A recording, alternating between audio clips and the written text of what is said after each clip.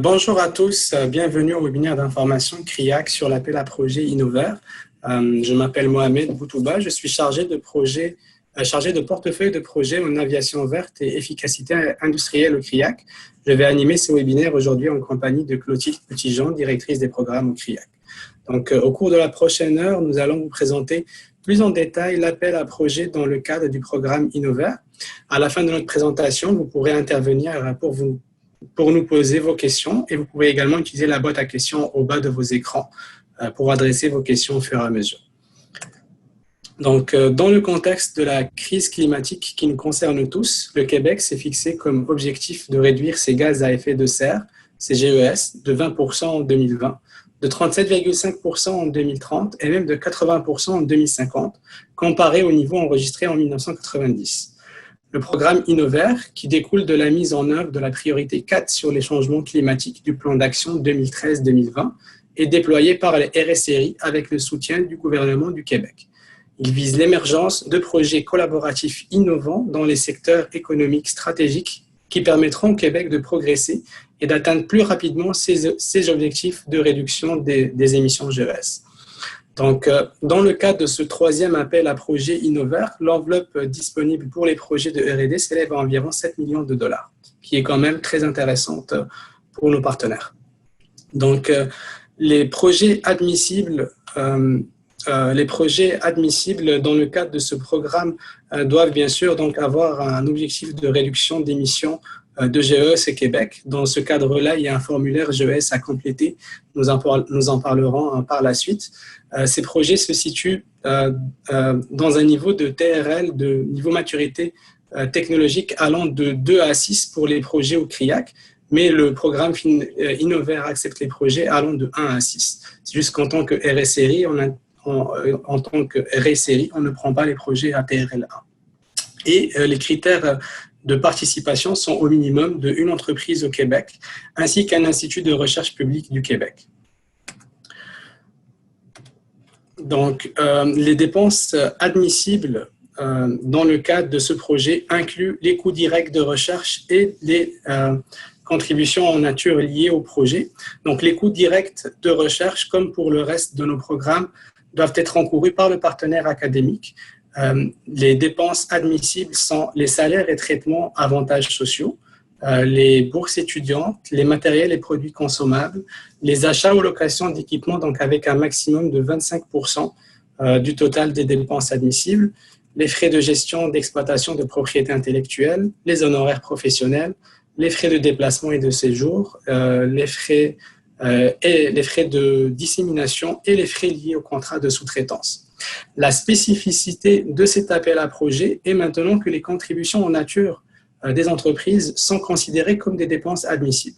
Donc, ces contributions en nature sont admises dans les cas suivants. Elles doivent être auditables, leur valeur doit pouvoir être raisonnablement établie et appuyée par des pièces justificatives. Elles sont indispensables à la réalisation du projet retenu. Elles correspondent à des frais encourus spécifiquement pour réaliser le projet de recherche. Et elles représentent un élément pour lequel il faudrait autrement payer à coût égal ou supérieur. Donc, en plus de ces dépenses, il y a des dépenses de fonctionnement additionnelles qui sont nécessaires à la réalisation des projets.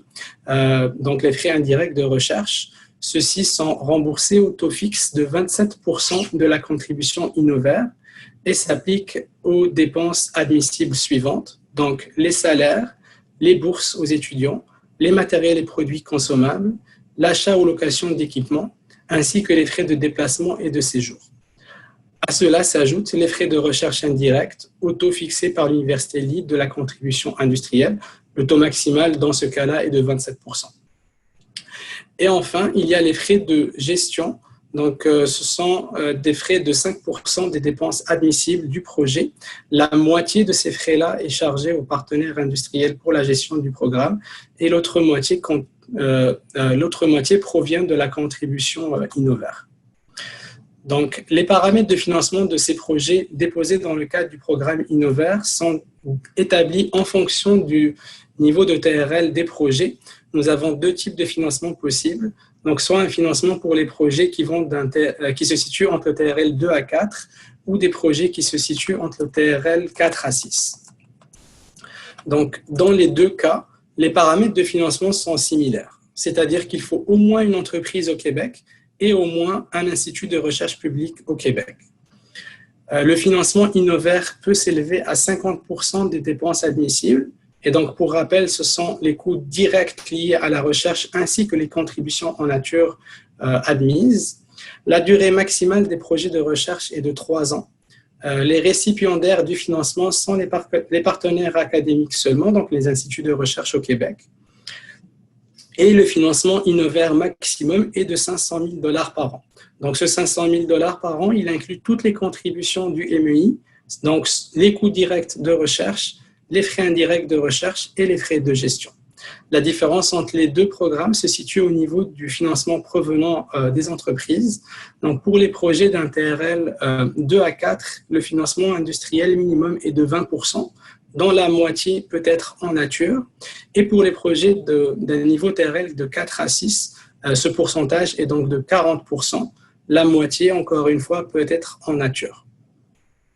Donc, nous avons ici une simulation de financement pour un projet Innov'Air avec une PME. Donc, dans cette simulation-là, le total des dépenses admissibles serait de 1 100 000 $. Donc, parmi ce 1 100 000 $, il y a 100 000 $ de dépenses en nature admissibles.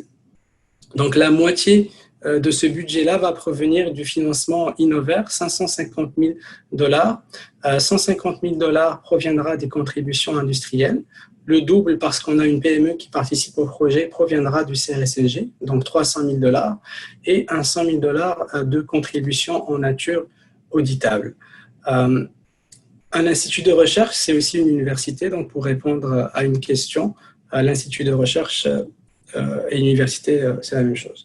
Donc, dans le cadre de ce... En fait, les instituts de recherche publics au Québec incluent les universités, les collèges et les centres de recherche publics qui ont un laboratoire, une infrastructure au Québec.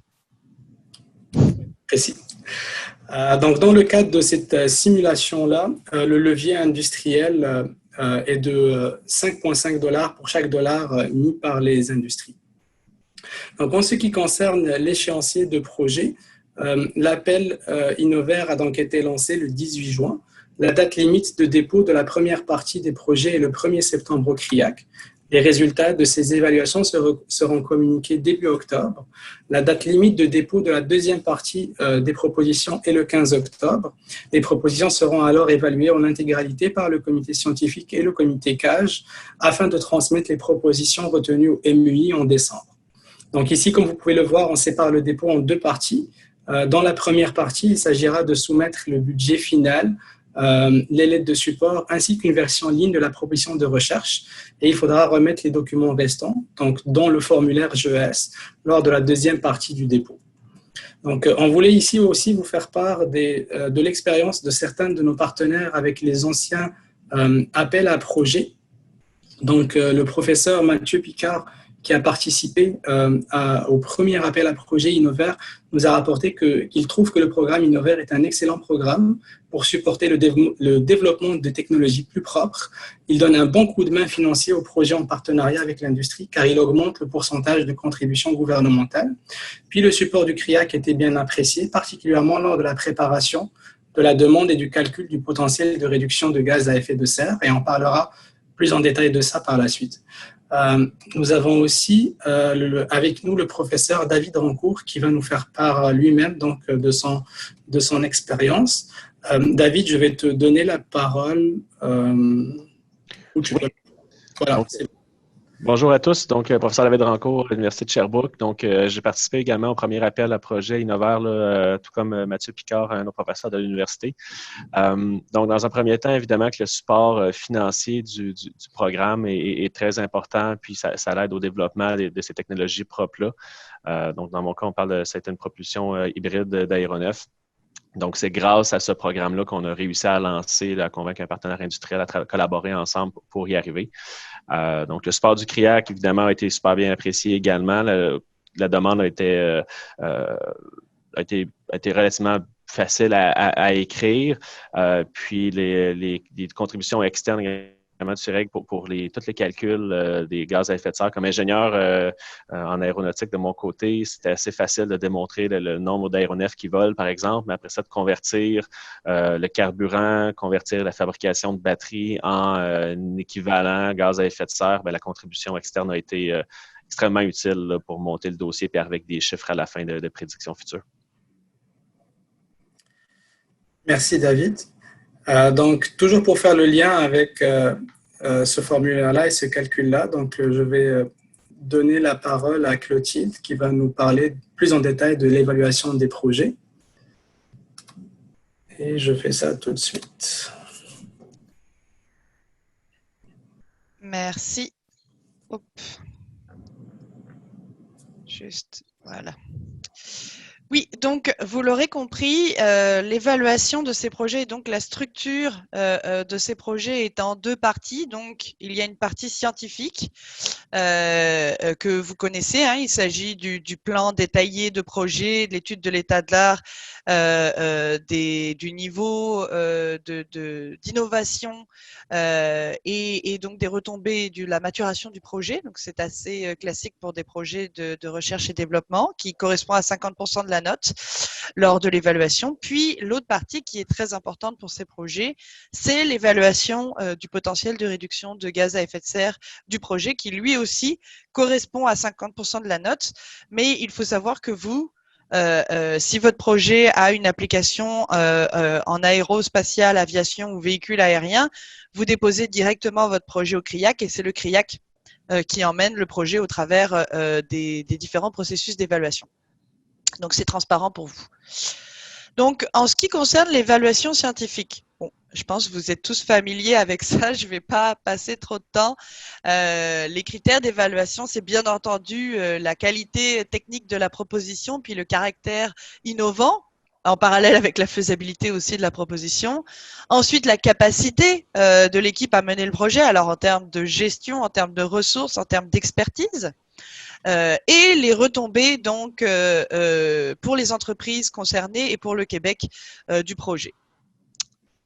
Côté évaluation du potentiel de réduction de gaz à effet de serre, ce qui est évalué, c'est bien évidemment la capacité de la solution qui va être développée à réduire ou à éliminer des émissions de gaz à effet de serre existantes pendant ces 10 premières années de commercialisation.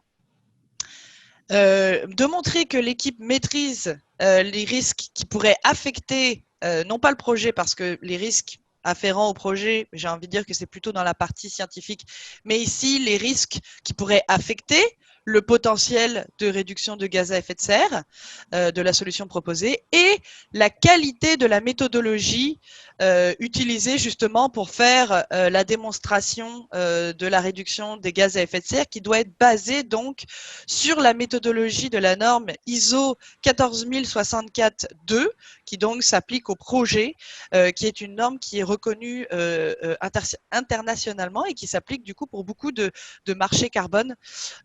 Donc c'est quand même très utile de la connaître là. Puis elle est, je dirais pas qu'elle est facile, mais c'est logique comme processus et ça permet de comparer des oranges avec des oranges. Ça permet de mettre tous les projets au même niveau et de permettre de comparer leur potentiel de réduction de gaz à effet de serre.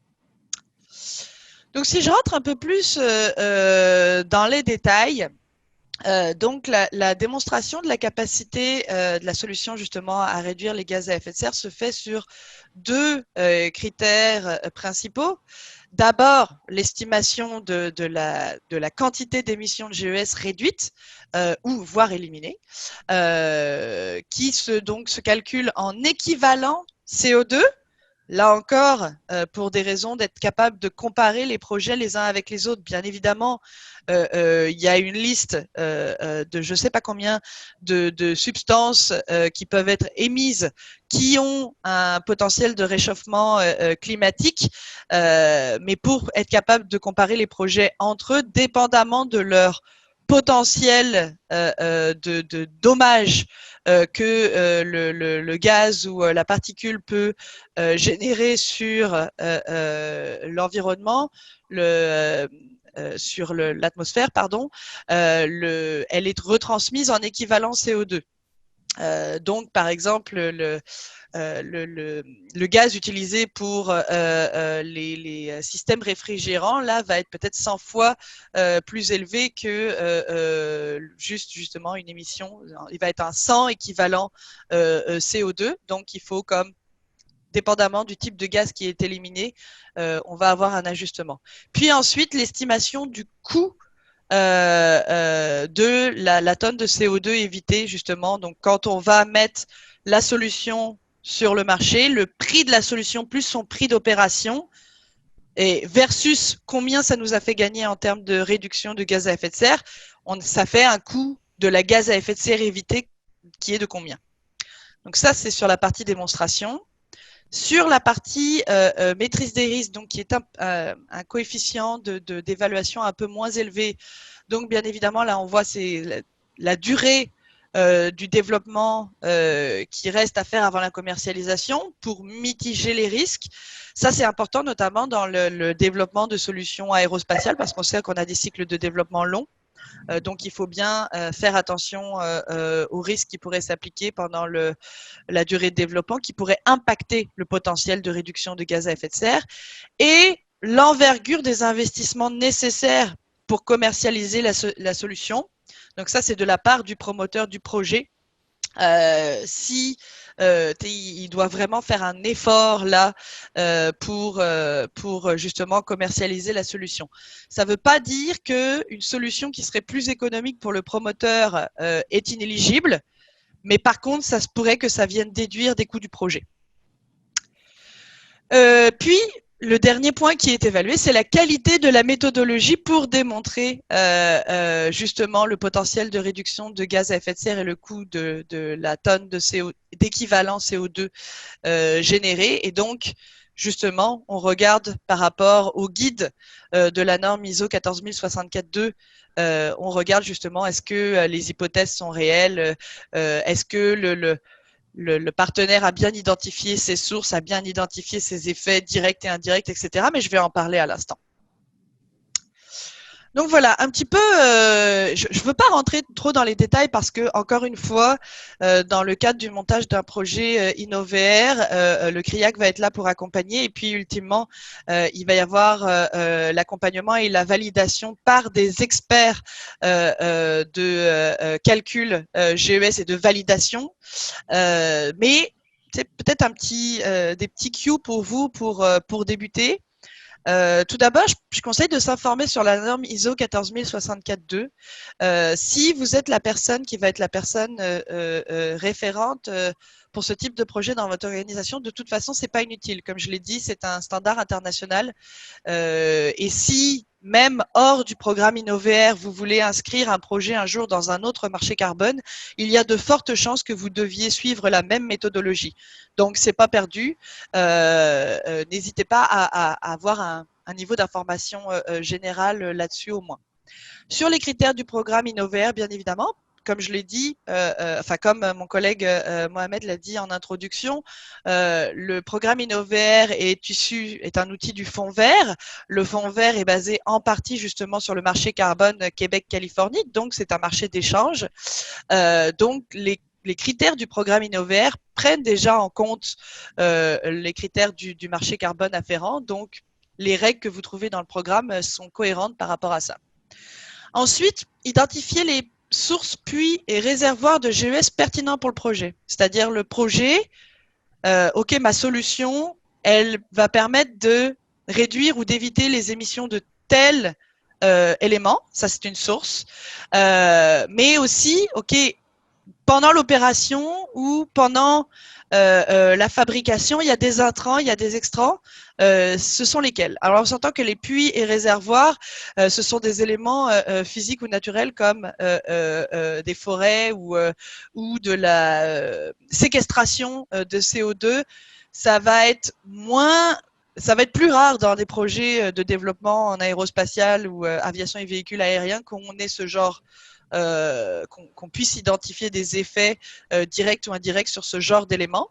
Dans 99% des cas, je pense que tous les projets vont agir sur les sources de gaz à effet de serre. Donc, comme je disais, c'est important d'envisager les effets directs et indirects du projet. Je prends toujours l'exemple parce que c'était assez facile. Pour si c'était un projet de développement de véhicules électriques dans un pays où 100% de l'énergie provient du charbon.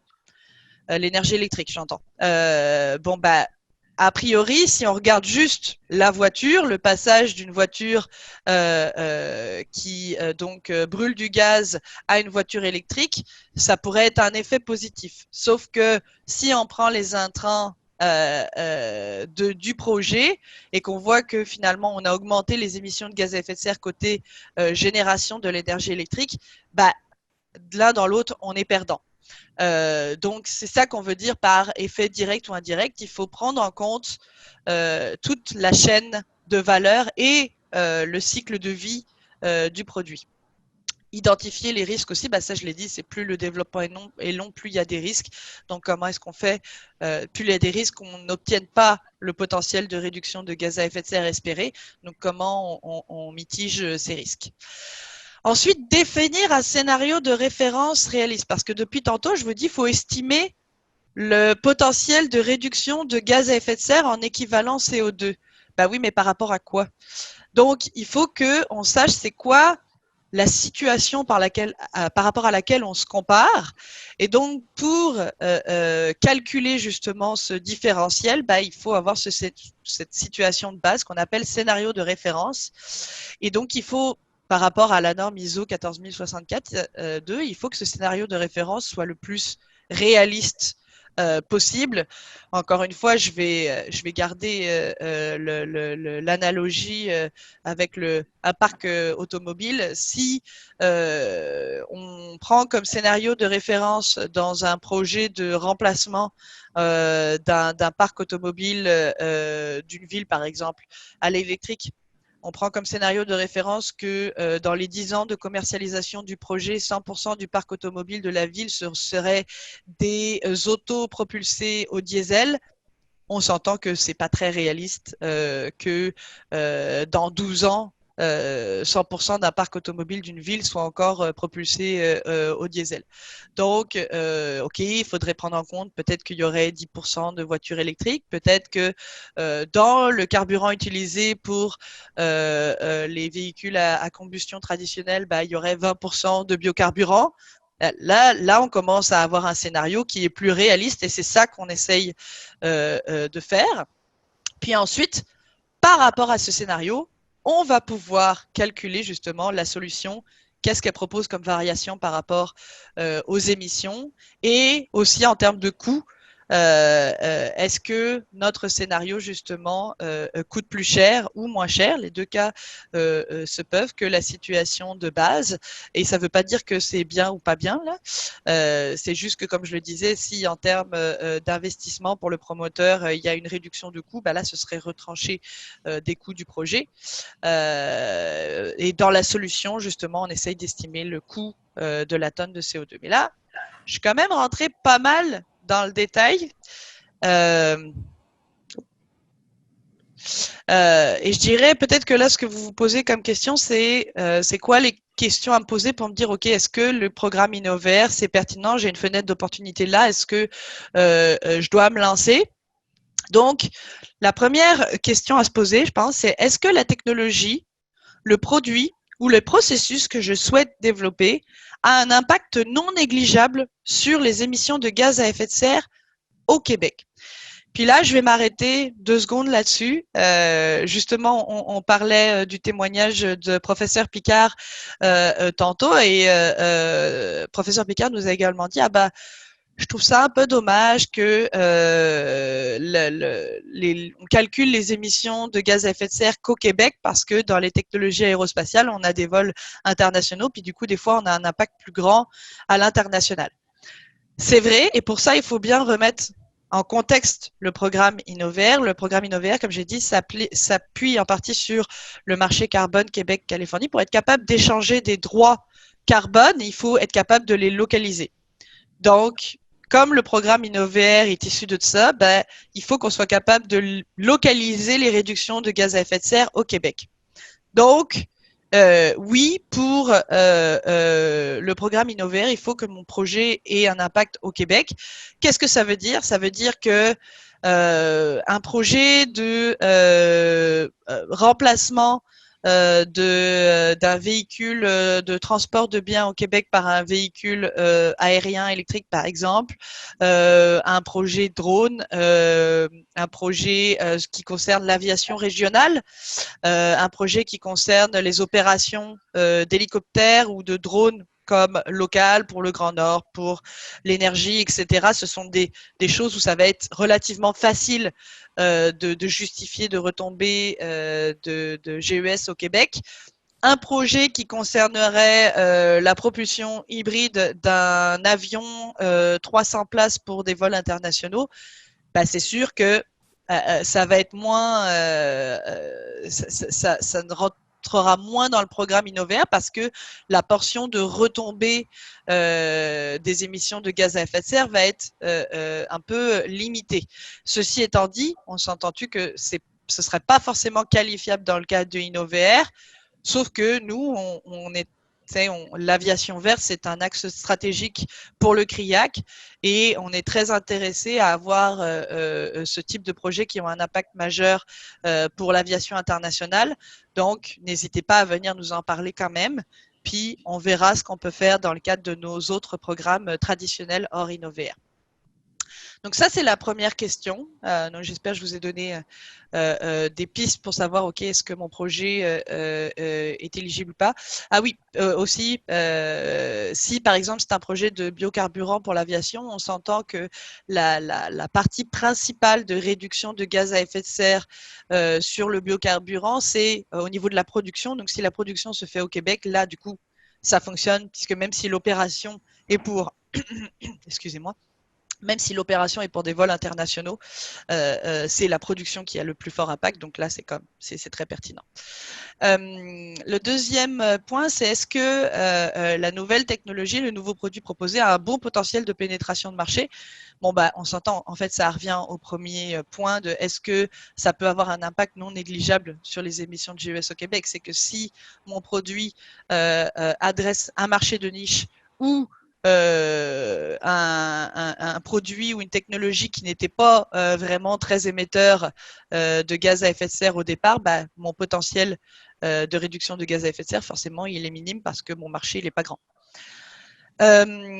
Troisièmement, si on parle maintenant d'un nouveau processus pour la fabrication d'un produit existant, donc là, on est sur la partie fabrication, qu'on change justement les produits qu'on met dans les matériaux qu'on met dans un produit, par exemple, pour prendre des matériaux qui ont un potentiel de réduction de gaz à effet de serre au niveau de leur production, etc. Il faut bien prendre en compte que pour ce type de projet, il faudrait que ça représente, là pour le coup, en termes d'investissement, une augmentation de coûts parce que sinon le projet risque d'avoir de la misère s'il fait pas, si le promoteur n'est pas capable de démontrer que ça représente un effort pour lui. Si c'est sur un produit existant, ça va être un peu plus difficile de se qualifier. Et puis le dernier point, c'est est-ce qu'il y a un risque technologique au développement du produit, procédé ou du processus? On s'entend-tu? Là, c'est comme pas un critère d'Innovaire, c'est un critère pour le financement public de la recherche au Québec. S'il n'y a pas de risque technologique à ce que le promoteur souhaite développer, ben, il ne peut pas y avoir de financement public, c'est supposé d'être financé sur fonds propres. Donc ça, c'est un peu un no-brainer, mais je me suis dit que j'allais le mettre quand même. Donc là, je pense qu'on va adresser les questions qui ont été postées dans le Q&A en premier lieu.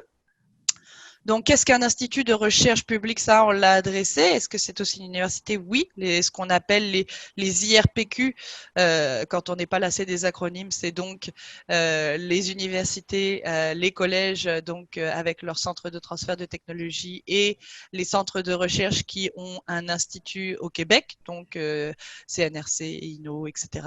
sont éligibles. Et on a une autre question. Donc, je vais la lire parce que c'est long, puis comme ça, je vais en prendre connaissance en même temps.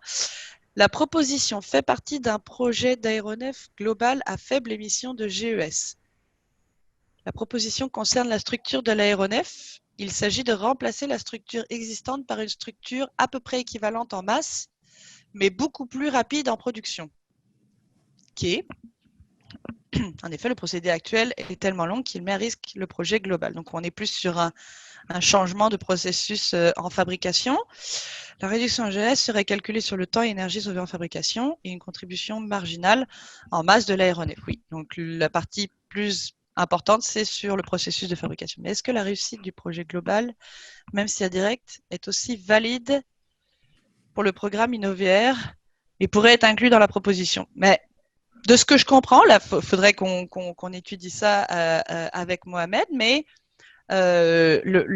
l'impact le plus important du projet qui serait décrit là, il serait vraiment sur le processus. Donc, il faudrait quand même parler, qualifier les retombées sur le projet global, mais pas les quantifier. Donc, pour la quantification, on s'arrêterait sur vraiment, OK, il y a des gains en GES sur le processus de fabrication. Est-ce que ça répond bien à la question? Je ne sais pas si la personne peut... mais tantôt, on va ouvrir les micros, donc si je n'ai pas bien répondu, vous pourrez rebondir là-dessus. Pouvez-vous clarifier le point 3 de votre dernière diapositive? Alors, hop, excusez-moi. Est-ce que c'est encore moi qui ai le contrôle, Mohamed?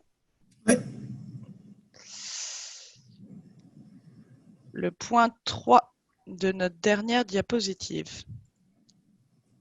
Hop, ok.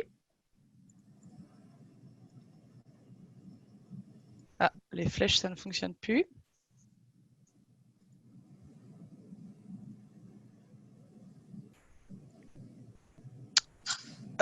Oui, bah, c'est... si c'est... donc, ce que j'ai dit, c'est que si dans il n'y a pas un coût d'investissement qui est quand même important pour le développement de ce nouveau processus pour la fabrication d'un produit existant, ça se peut que les coûts du projet, que le retranchement dans les coûts du projet soit vraiment pas intéressant pour appliquer finalement. Donc, basically, c'est vraiment une question financière ici de s'il n'y a pas un apport en investissement, donc un effort réel du promoteur du projet au niveau financier pour réduire ses émissions, bah, ça va être, c'est pas que le projet va pas se qualifier forcément, mais c'est que le retranchement au coût du projet pourrait être tellement important que ce serait peut-être plus intéressant tant que ça pour le promoteur de le déposer. Mais c'est quand même rare le cas, on s'entend, où ça ne représente pas un effort financier de la part du promoteur en bout de ligne. Donc, je pense que le risque ici est modéré, mais je l'ai évoqué, puis on peut en reparler plus tard si vous le souhaitez. Alors, je voudrais savoir si le projet ça, c'est un bon point. Il faudrait étudier, en fait, ici, il faudrait passer directement à identifier un petit peu le scénario de référence.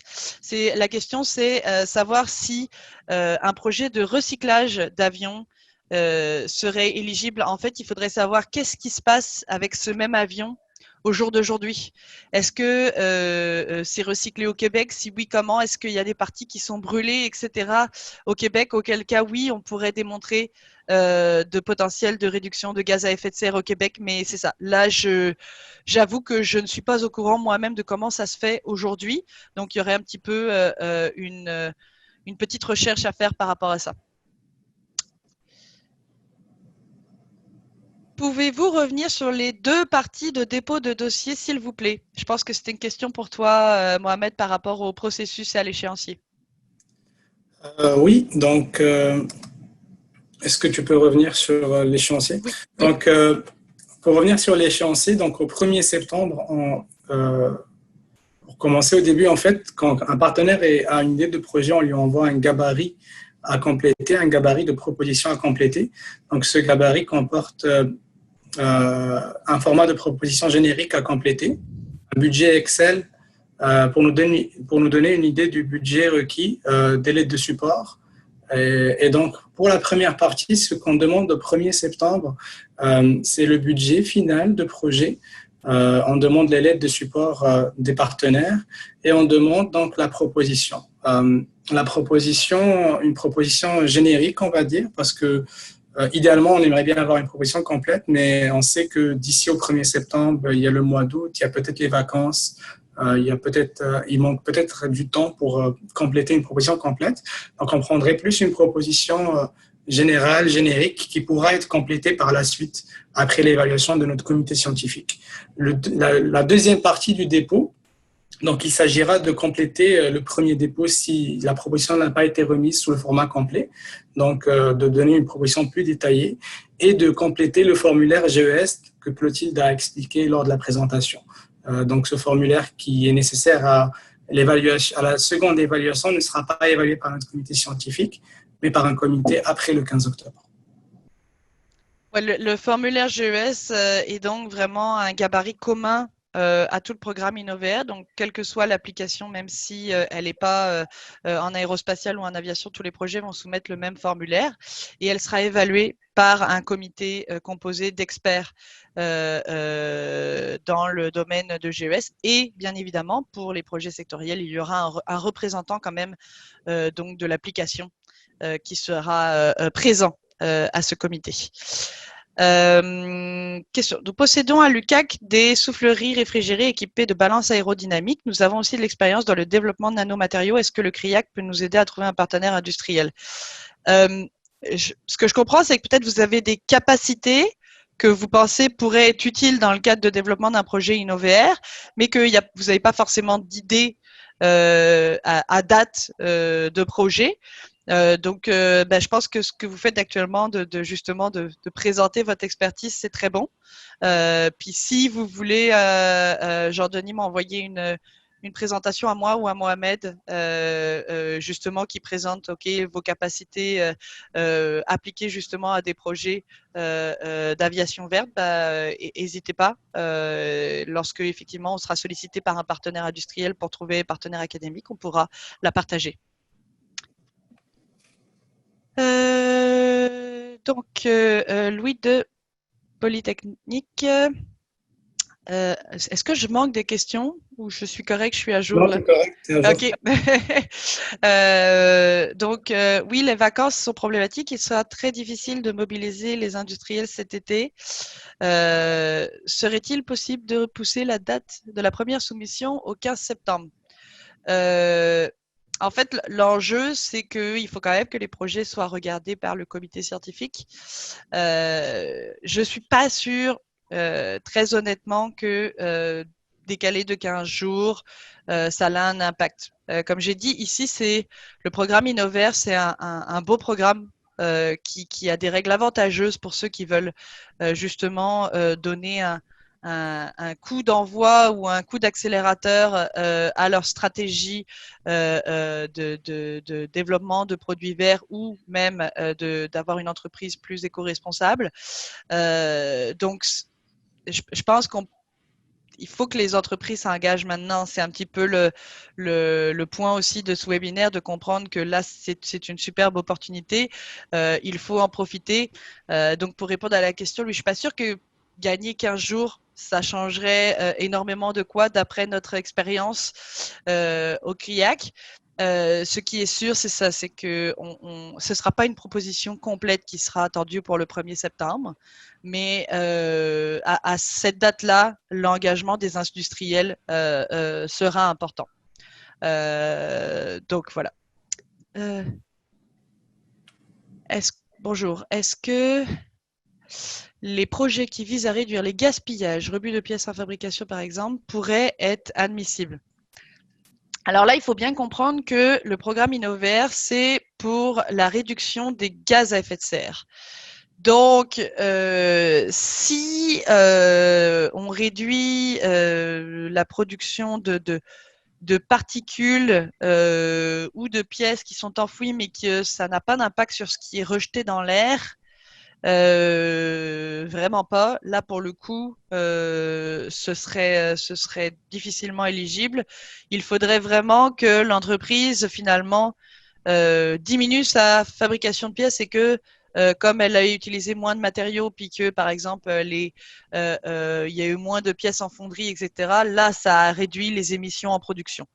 Mais sur la pièce en elle-même, si c'est une pièce qui est juste enfouie ou tout comme ça, c'est pas des émissions de particules dans l'air, donc ça, ce n'est pas couvert par le programme InnoVR. Encore une fois, un peu comme les projets qui concernent les réductions de gaz à effet de serre au niveau de l'aviation internationale, c'est pas parce que c'est pas éligible à InnoVR que ça intéresse pas le CRIAC. Donc vous pouvez venir nous en parler. Si on estime que le projet a besoin d'un second partenaire industriel, en plus du partenaire académique, et qu'il n'est pas membre CRIAC, doit-il adhérer?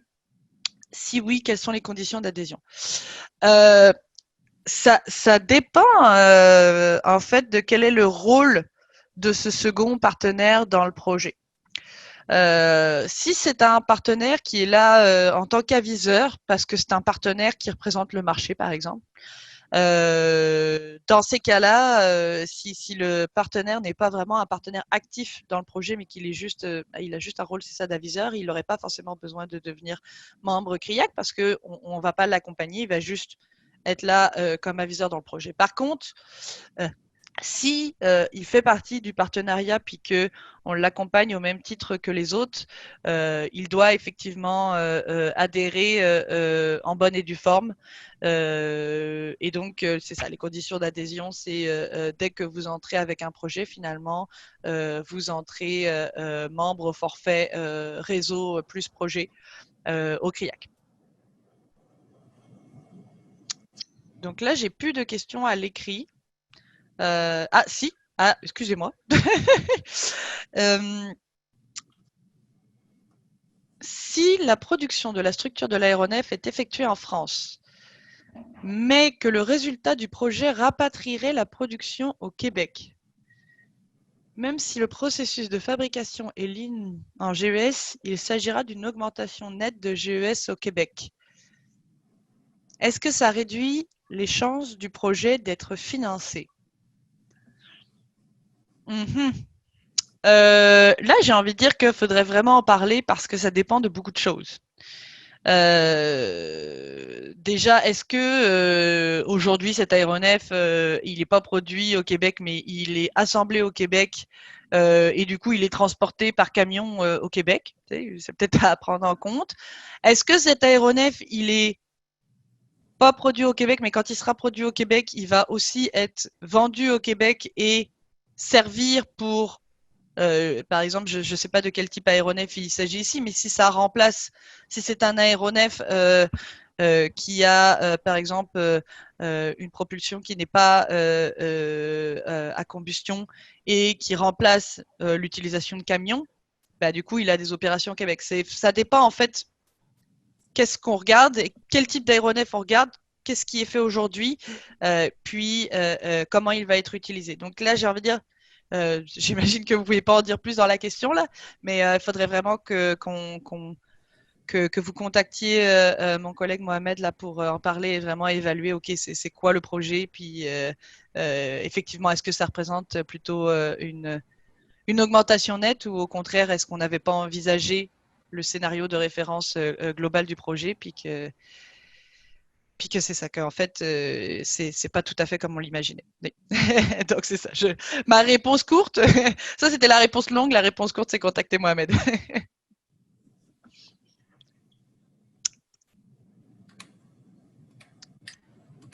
Je pense qu'on a répondu à toutes les questions par écrit, donc peut-être s'il y a des questions à l'oral.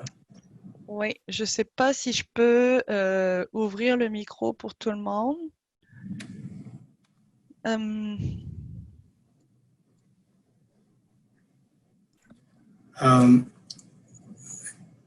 Je sais pas. Est-ce qu'il y a des personnes qui veulent poser une question à l'oral? Vous pouvez juste lever la main, puis on pourra vous démuter.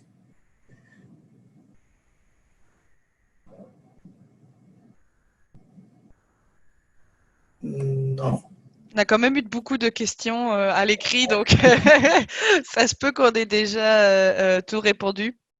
En tout cas, merci beaucoup là pour votre participation active. J'espère que on a répondu en en grande partie aux questions que vous vous posiez. Ok, c'est toi qui as repris le contrôle? Non. Wow, ok. Intéressant.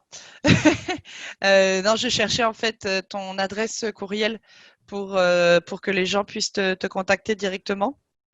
Mais on pourrait l'envoyer dans le chat directement. Donc, n'hésitez pas, surtout si vous voulez un petit peu valider, vous avez une idée de projet, mais vous n'êtes pas sûr finalement, même après la présentation d'aujourd'hui, est-ce que ça se qualifierait ou pas? C'est quoi les choses que je dois prendre en compte? N'hésitez pas à nous contacter.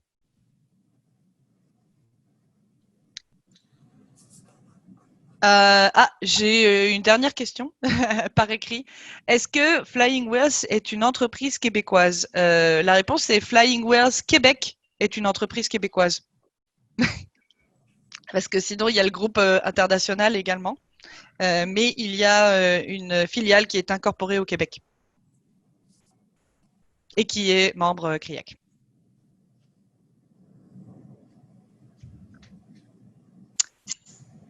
Parfait.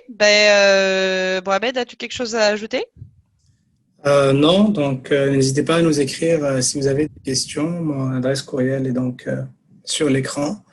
Et merci de votre présence ce matin, puis on espère vous revoir bientôt. Tout à fait. On est à votre disposition. Merci beaucoup. Bonne journée.